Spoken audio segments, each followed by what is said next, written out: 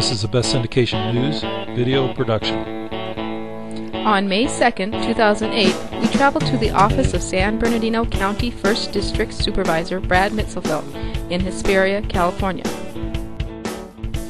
We discussed various issues including road projects, water issues, and crime. Brad said the construction of the Nisqually interchange and overpass should begin shortly. The supervisor also outlined his efforts to fight gangs. Hello, this is Dan Wilson with Best Syndication. I'm here with Brad Mitzelfelt, 1st District Supervisor of San Bernardino County, and we're discussing water issues, traffic, gangs, and various other topics. And here's the interview. Okay. Brad, tell us a little bit about how road projects are implemented. That's a level that we don't. I mean, we're involved more in budgeting and planning, and when they start going through the public processes of having, community meetings, or when they start, when it comes to the board is when they bring designs and specifications, when they bring a request for proposals, or in some cases they have to do that, when they bring a contract award recommendation. And those are the times basically. Plus, if they bring us like a funding plan, like a Measure I 5-year plan, then that's when we'll, as supervisors, we'll look at the list, we'll look at the priorities, we'll take the input from the MACs and CSDs and the local property owners associations, whoever has input, and we'll look at the road fee plans, and we'll we'll consider all the sources of funds, whether it be gas taxes, Measure I, half-cent sales tax, or some other source. Sometimes we use general fund money, and we just prioritize. And it's mostly based on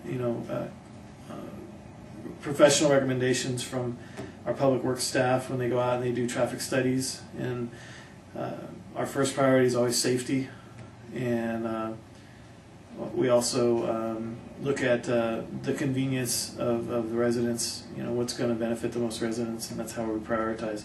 But as far as where a particular project is, I'm not a good person to ask, because there's so many projects, and I'm just at a different level of, sure, of the organization. So, but we can research those and get back to you. Oh, okay. No problem. I'd appreciate that. Yeah.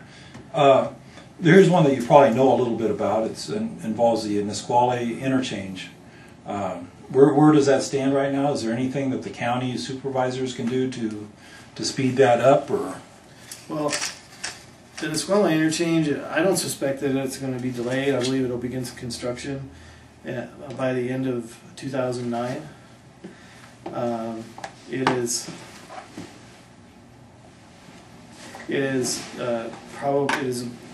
among our highest priorities in the Victor Valley, as far as with regard to our Victor Valley area transportation study. We're having meetings of the Victor Valley sub-area group, which was created through the new Measure I, the Measure I 2010-2040, and that includes representatives from the 4 Victor Valley cities and myself. And we're working on a strategic plan and a financing plan for spending the Measure I dollars that are part of the 25% that's set aside for regional improvements. And we're Nisqually, Ranchero, Yucca Bridge, High Desert Corridor, Falchion Interchange at High Desert Corridor, and a lot of these projects are all part, Rock Springs Road Bridge. These are all part of basically a 30-year strategy, and we want to start with the Nisqually overpass. The city of Victorville is farthest along with that project. We had this unfortunate situation where $15 million went down the hill in state money, because really there was a lack of agreement between the Sandbag Board and the High Desert representatives as to really details of a payback agreement.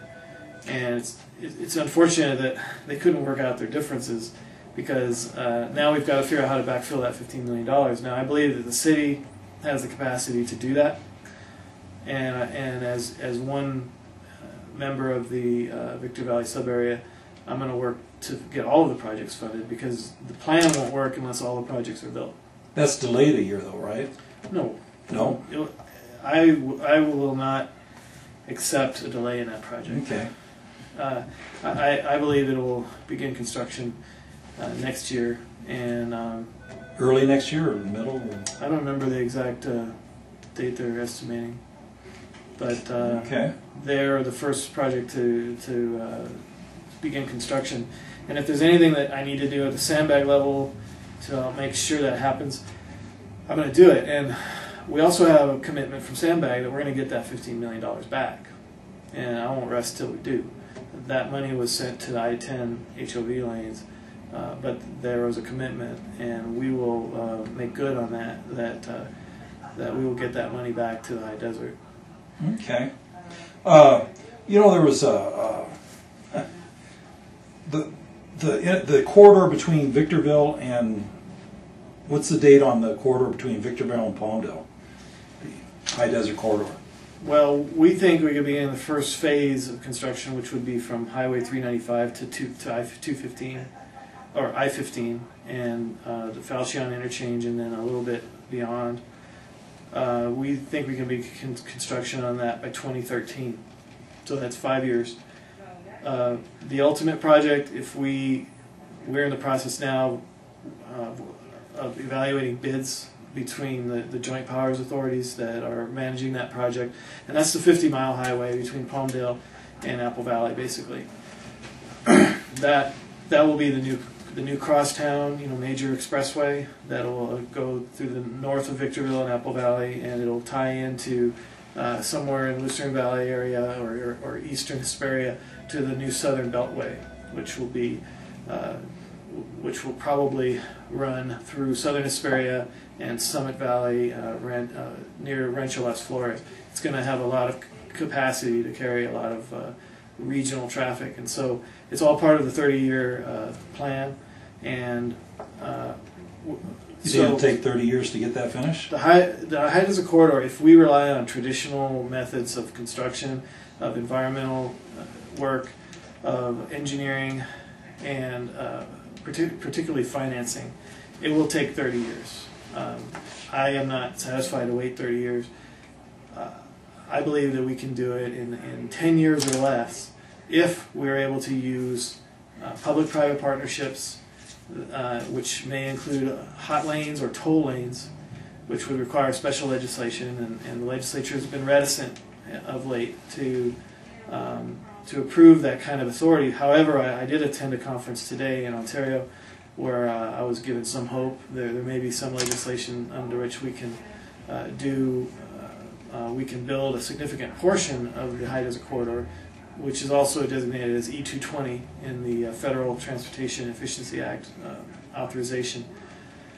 And with that, in 2009, with the new federal transportation funding bill, and with the potential of private partners and possibly toll lanes, at least partially financing it, I believe with some design-build legislation that would allow us to expedite the environmental and the design process, we could certainly build the entire thing within 10 years. There's no reason why we shouldn't be able to.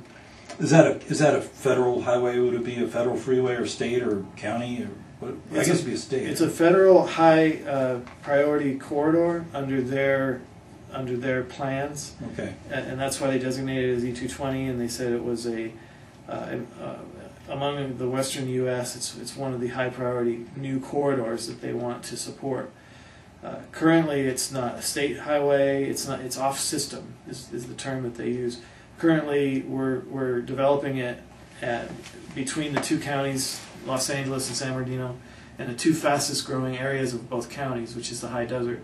Supervisor Mike Antonovich and myself, we chair the Joint Powers Authority, whose sole purpose is to build that corridor. And we will be happy to, of course, work with the federal or state government to make it a state highway or a federal highway, depending on what funding becomes available. That's going to be a big factor. What about water?